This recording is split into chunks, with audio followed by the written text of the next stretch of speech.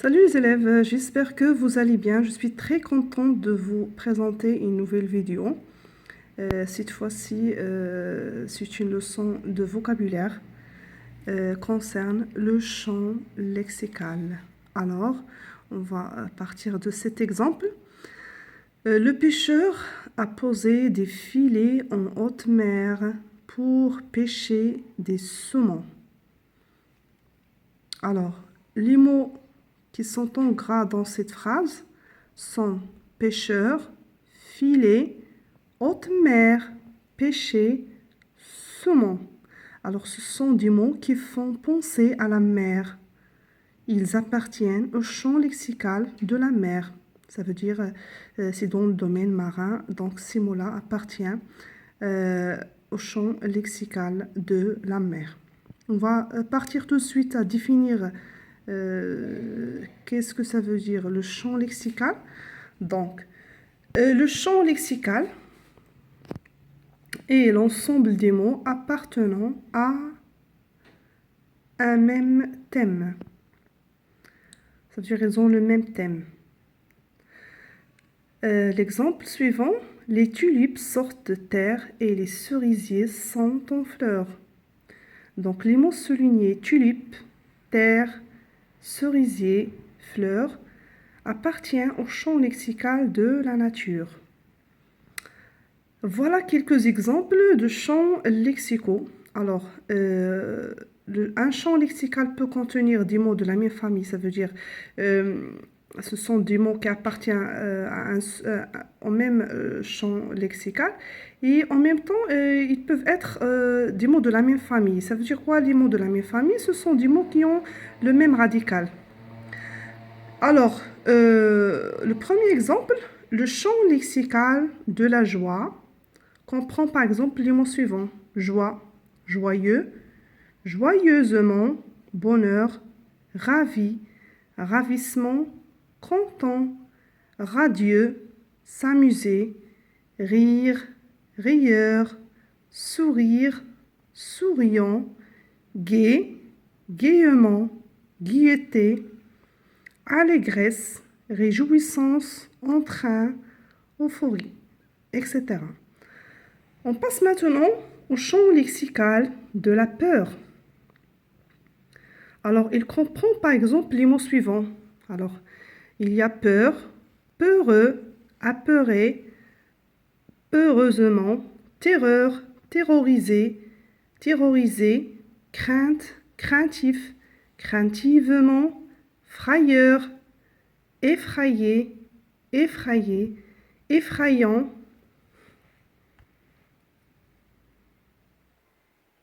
inquiétude, anxiété, trac, affolement, poltron, goire. Alors, on va expliquer maintenant la nature des mots d'un champ lexical. Alors, normalement, qu'est-ce que ça veut dire la nature d'un mot? La nature d'un mot, dans le français, c'est vrai, ou bien dans les textes, ou bien dans les romans qu'on lit, il y a des textes, il y a des phrases, et ces phrases-là contiennent des mots. Alors, ils peuvent être en nature, ils peuvent être des noms, des adjectifs, ils peuvent être des verbes, des adverbes. Alors, on va expliquer ça par la suite. Donc, dans un champ lexical, les mots peuvent être de nature grammaticale différente. Ça veut dire plusieurs natures. Ils peuvent prendre plusieurs natures.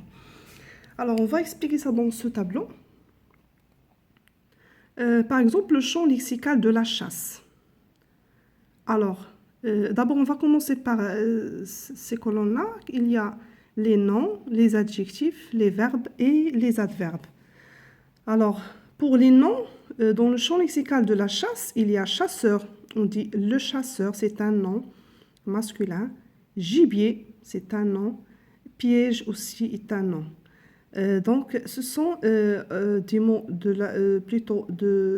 qui appartiennent au champ lexical de la chasse, mais par la nature, ce sont des noms.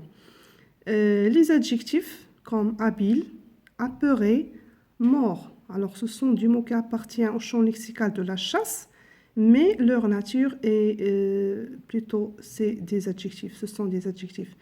Verbe, exemple, chasser, traquer, capturer. Les adverbes, il y a cruellement, habilement, patiemment.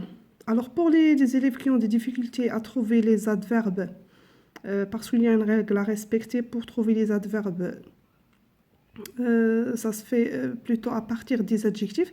Alors c'est une leçon que j'ai déjà diffusée sur ma chaîne, vous pouvez revenir pour la bien comprendre. Alors, le contexte du champ lexical. Alors, un mot peut appartenir à différents champs lexicaux.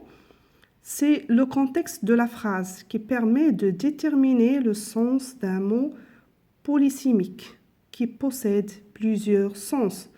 Alors, par exemple, le mot timbre peut appartenir à des champs lexicaux différents. Alors, vous savez que, en général, il y a des mots qui peuvent avoir plusieurs sens. Ça dépend la phrase et ça dépend le sujet dans lequel on parle. Le premier exemple, j'ai reconnu le timbre de sa voix, qui est grave. Champ lexical de la voix. J'ai collé un timbre sur mon enveloppe et je l'ai mise dans la boîte aux lettres de la poste principale. C'est le champ lexical du courrier. Alors ici, vous avez deux mots, mais chacun appartient à un champ lexical précis.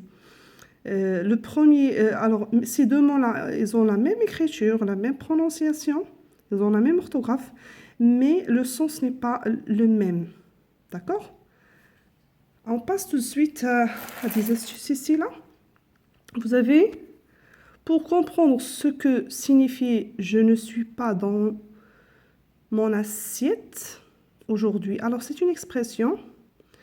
Il faut rechercher les champs lexicaux auxquels appartient le mot « assiette ». Donc, c'est définition. La première, c'est pièce de vaisselle. La deuxième, manière d'être assis à cheval. Ne pas se sentir dans son assiette signifie ne pas se sentir bien. On dit à quelqu'un, tu n'es pas dans ton assiette aujourd'hui. Ça veut dire tu n'es pas normal ou bien tu n'es pas dans le cas habituel.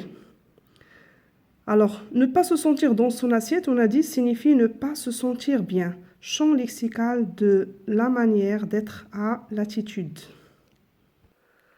Alors, je vais vous donner un petit exercice. Si vous connaissez les réponses, comme j'avais dit, voilà un petit exercice très facile à faire. Vous pouvez utiliser le dictionnaire pour trouver les réponses. Si vous avez trouvé les réponses, n'hésitez pas de les écrire dans un commentaire. Je vais les corriger, bien sûr. Alors, cherche 5 mots associés aux champs lexicaux suivants.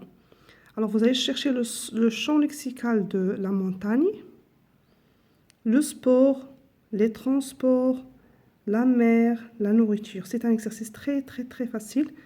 Je vous remercie infiniment d'avoir poursuivi cette vidéo.